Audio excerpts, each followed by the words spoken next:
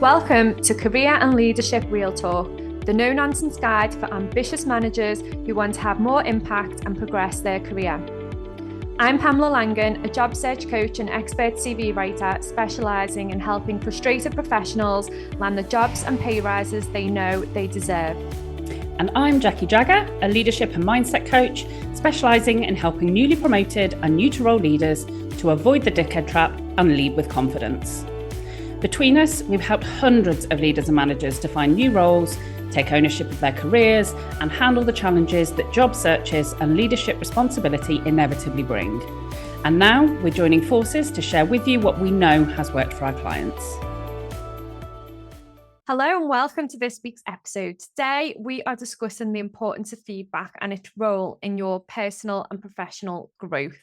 So we are going to be looking at what feedback is useful to you. And if you're thinking, I already get loads of feedback, I don't want to be thinking about any more feedback or getting any more feedback, then this is going to be an episode that will be useful for you, because we are going to talk about how you can ask for the right kind of feedback, how you can be really strategic in asking for that feedback to make sure that you can use the feedback to move you forward.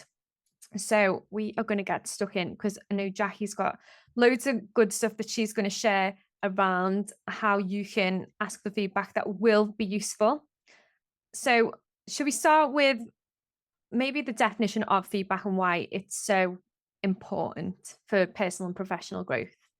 Yeah, and I think just listening to what you were saying there just was making me smile, because I've definitely been in that place where I was, for God's sake, no more feedback. Every man and his dog is giving me feedback and my head's blown and I just do not need anyone else telling me their opinions. And I think for me, that's one of the things that's quite useful to differentiate. So when I'm talking about feedback, it's really thinking about it's information and data that can help you to improve your performance in some way. And there is a big distinction to be made between feedback and opinions. And a lot of feedback will be somewhere on a continuum. So it won't just be hard, completely objective factual data, but it will be true in the eyes of the person that's giving it.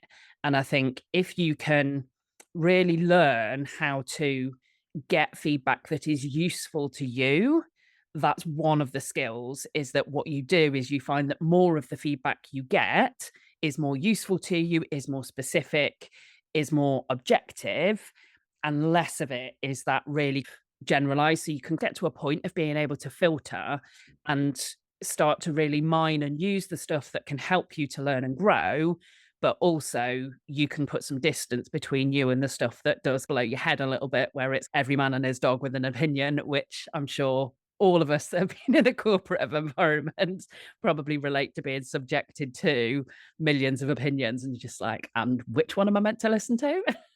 Yeah, and I think that's the hard part, isn't it? Because it is differentiating between someone's opinion and someone's genuine feedback. And I think when you get a feedback right, it really does build trust and it creates those stronger relationships, and you can actually take it, use it, do something with it. But I think it's making that, well, understanding that difference between what is just someone's opinion, what is actual feedback, and how do you get to the point where you are actually receiving that feedback, or how can you ask for that feedback? I think that's the key, isn't it? Yeah, and I think it is a skill, but actually it is also relatively straightforward. And I think part of why this doesn't happen as much as it could is because there's a bit of an obsession with leadership development. You know, I certainly see it in my work where there is an assumption that we're going to train people how to deliver feedback. And we've already covered that in an episode, and it's something that people recognize that they need to be able to give feedback, and they need to try and make sure that the feedback that they give will hit the right note and will be acted on. But there isn't the same emphasis, or there doesn't tend to be the same emphasis on encouraging people to learn how to get feedback. And so, you know, I know we say it feels like every week on this podcast, but there just isn't the training out there. There just isn't that. It's not something that people tend to be taken to one side and shown or even asked to consider. how to go about it. So, yeah, I think it is really important, and it's also not complicated once you start to break it down. Yeah, and I suppose there's loads of different methods and different techniques, isn't there? One thing that I used to use, or that we used to use in the companies that I've worked for in the past, is 360 feedback. What are your views around 360 feedback? Before I answer that one, I guess what I would say is that for 360 or any type of feedback, one of the things that I think is really important is the concept of psychological safety.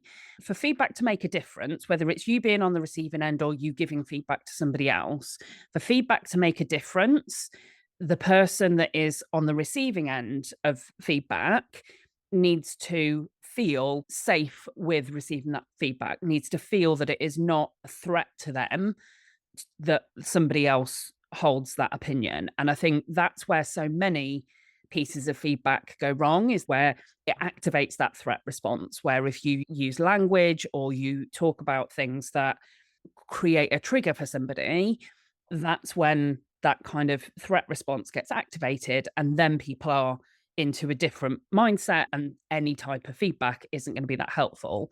And I've known 360 feedback to be incredibly helpful and incredibly useful. I've also known it where it has been quite damaging because of exactly that element, where if you're going to have a company where you've got 360 feedback, you need to make sure that things like the questions that are being asked are being responded to in a way that is less likely to trigger it. So you need the kind of skill of the people giving the feedback, but also people need to then feel able to be honest. So it's that fine line of, in the route of trying to avoid giving feedback that will upset somebody, what they sometimes do is hold back from giving feedback altogether. And that also isn't helpful, because then you end up where you've gone through this whole 360 process. And actually, I've known it where there've been some really quite kind of sharp things that people then don't know, what do I do with it? Because it's anonymous, and it's like somebody out there thinks this, and I don't know who it is, and I don't know why they've said that, and I've got no way to actually find out anymore. But I've also known it where they've been very just kind of surface level and nothing much has been said within it, in which case it's a bit of a waste of using that process, because then there's a lot of time and energy gone into it, and actually how valuable has it been for people's development? So I think, yeah, it's about making sure that the culture and the situation is right before you go into a 360 process.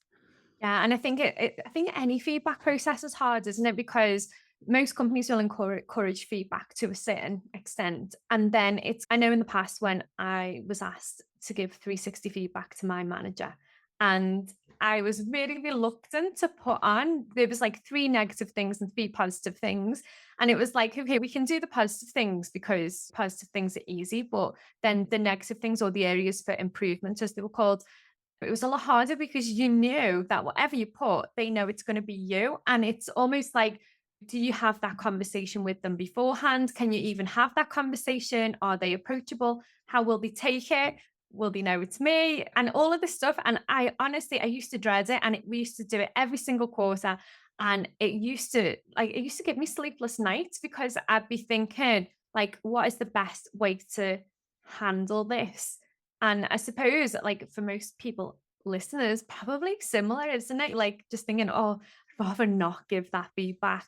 And but then at the same time, as a manager, as a senior leader, I wanted feedback. I wanted people to give me feedback so that I knew what I was doing well, but also where it could improve. And then that's where you also need to take that feedback for what it is and not take it personally, and think, is there something constructive in here? And I suppose when it's anonymous feedback, it's harder, isn't it? It's almost like you would rather the person came up to you and spoke to you and gave you that feedback face to face so that you could understand where it's coming from and the tone of it and all of that kind of stuff as well.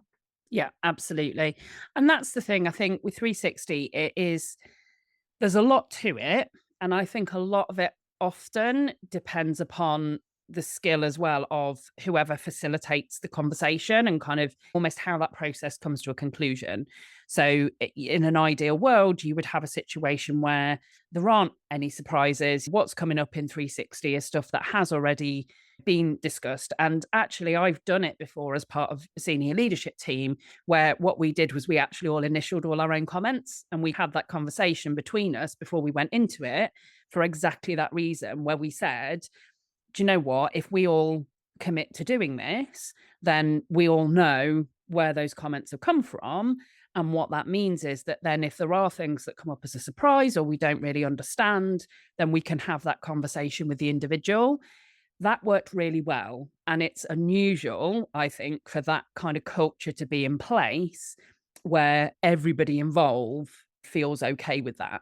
So I'm not suggesting that should be routine necessarily, but certainly for us, and I think again, going back to that psychological safety piece, that was what we had, that trust that we already had a picture of how people viewed us and what they thought our strengths were and what they thought we could improve on. And so it wasn't that we were expecting anything new to come up in the 360. And therefore, it was just natural for us because we had that psychological safety to be able to share those things honestly in that way. And I think that's the ideal, but Yeah. it's not necessarily the norm. Yeah, and it's true as well. I know in the past, whenever anyone's given me feedback, I'm always open to, okay, thank you for that feedback, even if sometimes it can sting when you first hear it, or it's not nice to receive constructive or negative feedback. But I've always said, right, okay, how do you think I could improve? What do you think I need to do? And for me, that kind of sometimes separates someone's opinion into actual feedback, because anybody can give a throwaway comment like, I don't think you do this well, or you could do this better. And it's okay, how could I do that better? And I always ask that question, like, how, if somebody, even now, like if someone says to me, like, you could do this better, how could I do this better? What would better look like for you right now? And then that gives me the opportunity to look at it and think, okay, could I do this better? Is there a smoother process? Is there a better way of dealing with things? And then on the other side of that, the negative feedback, sometimes that can really sting, but sometimes it can also be a wake up call as well. When somebody hits you with something and like you think, I hadn't realized I was doing that, or that was happening, or people were feeling in that way. And sometimes that's a real wake up call that can just snap you back into, okay, let's just change that now because I'm sorry that you're feeling that way.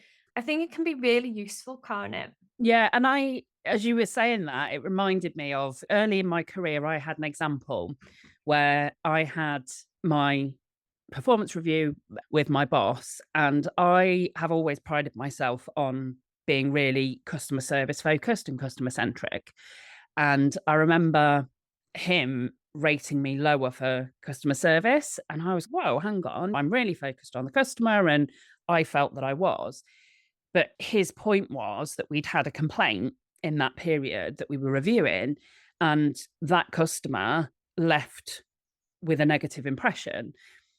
And my argument was because of data protection, I couldn't give them the information that they wanted.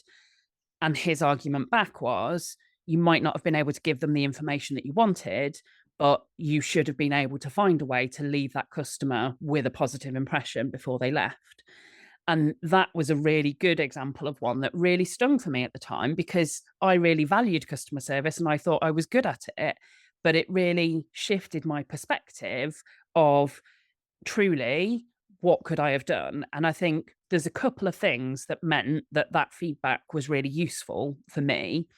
And they're probably two of the fundamental principles that I would say is make sure that the feedback that you get is specific and that it has examples, because that's when it becomes tangible and actionable. And when you're being trained to deliver feedback, they're the feedback principles that we always talk about. Make sure it's specific, make sure that you use examples, make sure it's about the behavior and not the personality.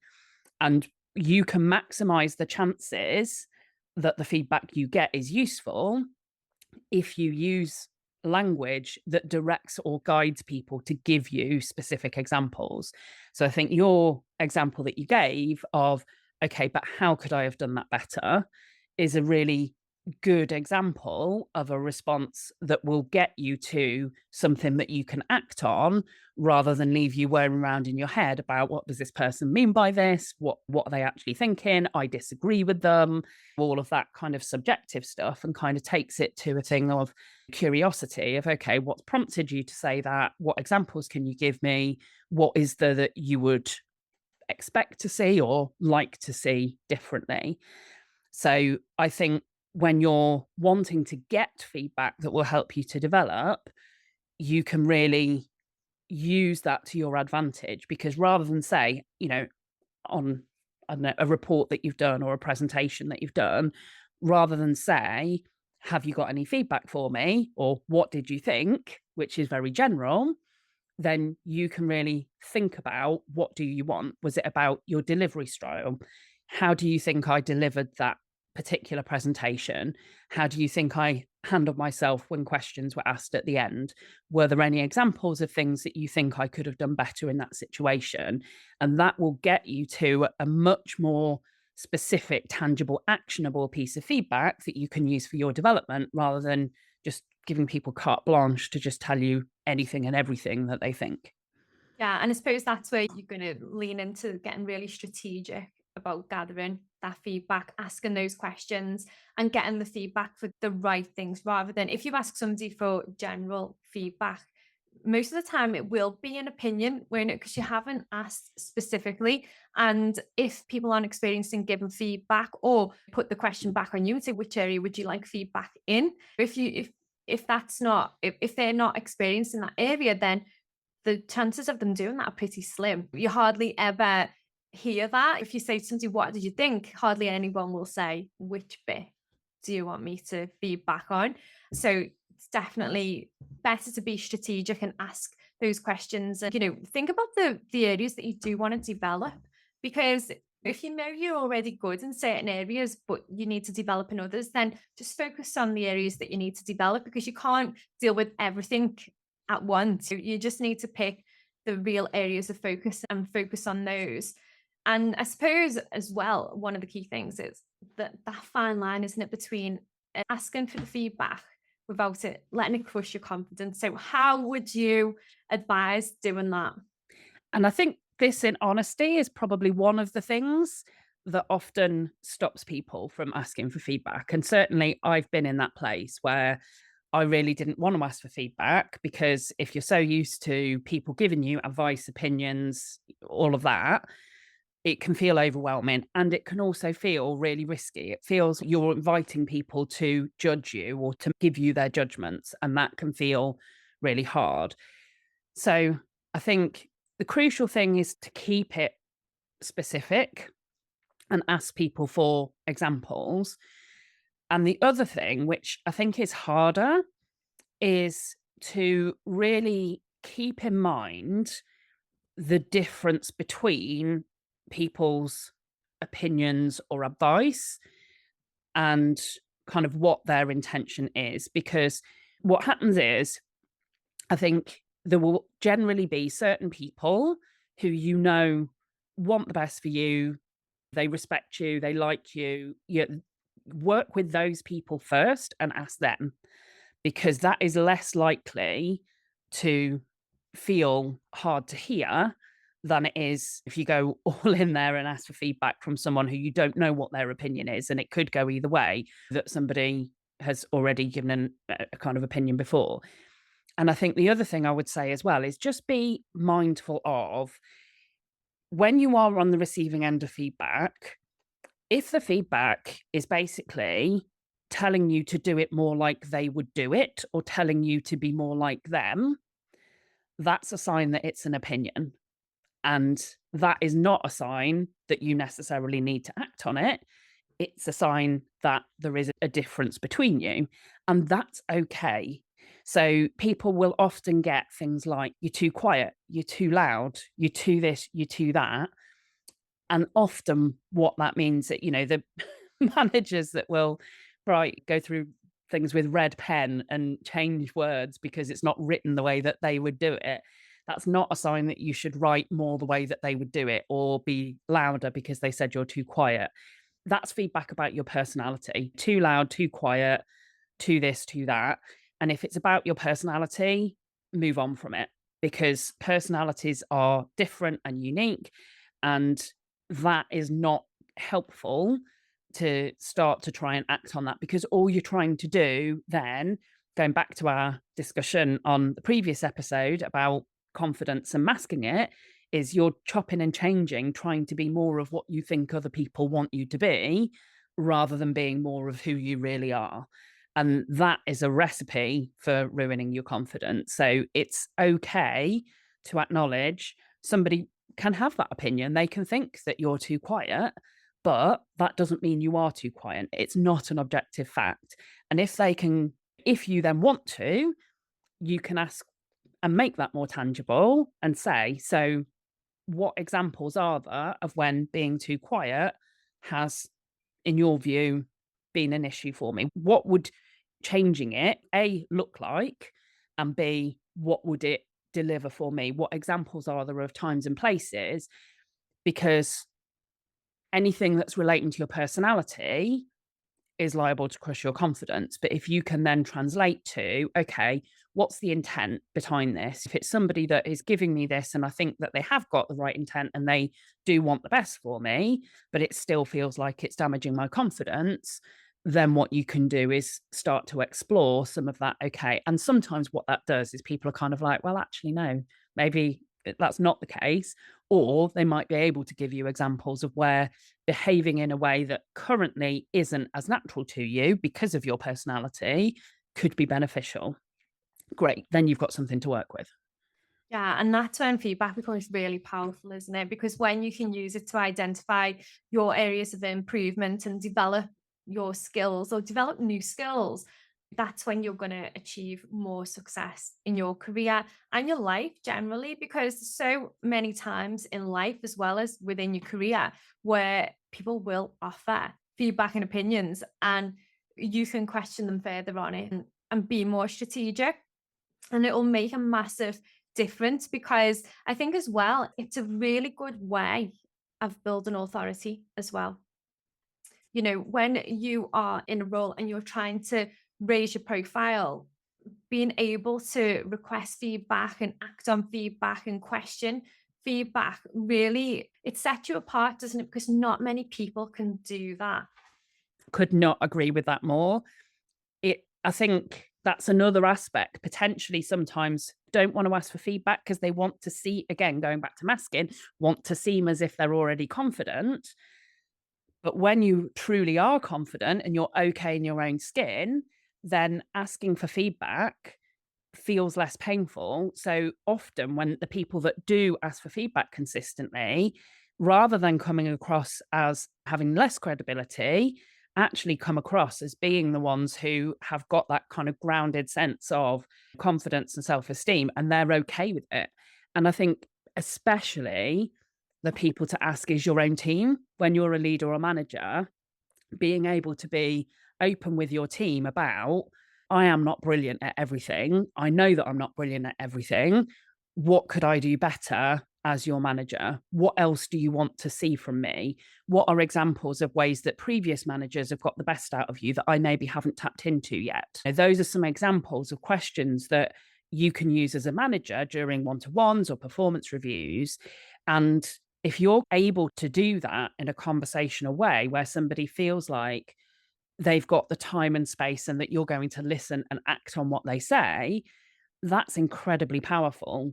And you then, rather than being a manager who is my way or the highway, instantly position yourself as someone who's, I want to make sure that I do the best by you as my team. And you can't really ask for more from your boss than that, can you? Yeah, exactly. And that really does show strength of leadership, doesn't it? And that is a real key part of being a great leader. There's so many things that make up being a great leader. And even if this is one area that you focus on and get really good at asking for feedback and questioning that feedback, it will make such a difference and really will make you stand apart from the others, won't it? Like, anytime you probably notice it now that we've talked about it on the podcast, you'll probably notice those leaders that do probe further on the feedback, or will ask for the feedback initially and then probe further on it. And then you'll also notice more the people that just offer their opinions with absolutely no substance behind it.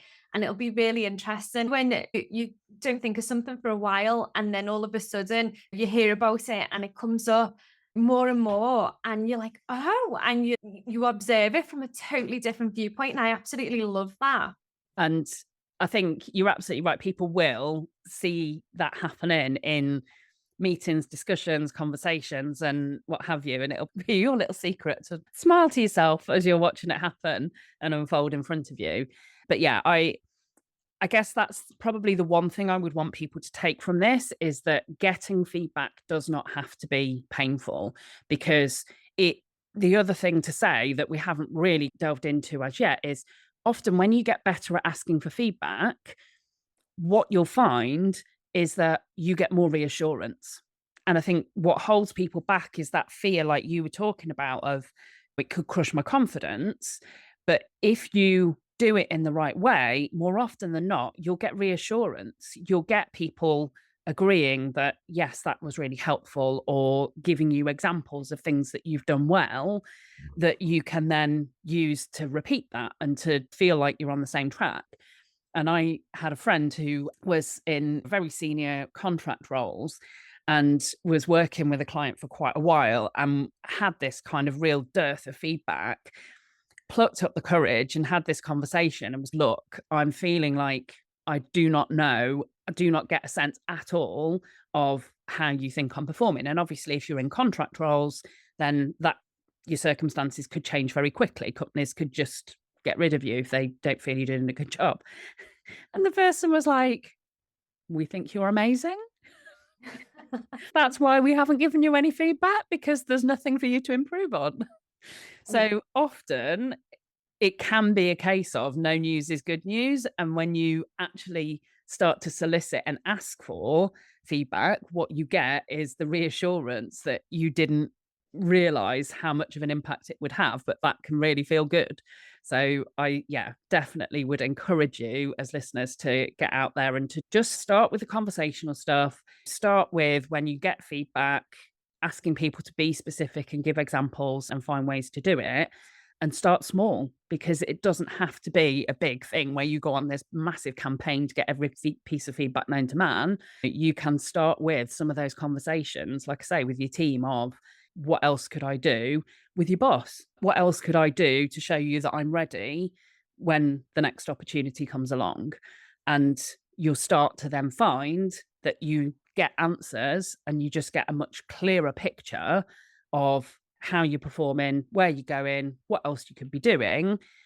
And it doesn't bring, those fears don't come to life. So yeah, just start small and go with it. Yeah, amazing takeaways there. Even if you only do a couple of those things, it's going to make an absolute massive difference to your confidence around asking for feedback, and will also make you better at giving feedback as well. And that brings us to the end of another episode. We hope you enjoyed it as much as we did, and that it sparks some new insights for you. And of course, we'd love to hear your thoughts, questions, and suggestions for future episodes. Don't forget, you can DM us on any of our social platforms. And if you haven't already, please take a moment to rate, review, and subscribe to our podcast on your favorite listening platforms. It really does help us to grow and reach new listeners. Plus, you'll be the first to know when new episodes are released. And we'll be back next week with another exciting episode. Exciting news from us. If you're an ambitious leader or manager earning 50k or more and you're ready to take your career to the next level, we have an opportunity for you. Introducing Catalyst Career Club, your secret weapon for unlocking career success. As a member, you'll get access to monthly live training sessions, exclusive job opportunities, and the ability to get personalised advice from us on your toughest career challenges. We've helped thousands of driven leaders like you secure significant pay rises, land dream roles, and thrive in their careers. And now we want to support you in achieving your most ambitious career goals too. Membership is just $6.99 per month with no contract or tie-in. And as a special bonus for being our podcast listeners, you can use the code podcast at checkout to get your first month for just £1. Head over to pamelalangan.com Catalyst Career Club to sign up now, and we'll see you inside.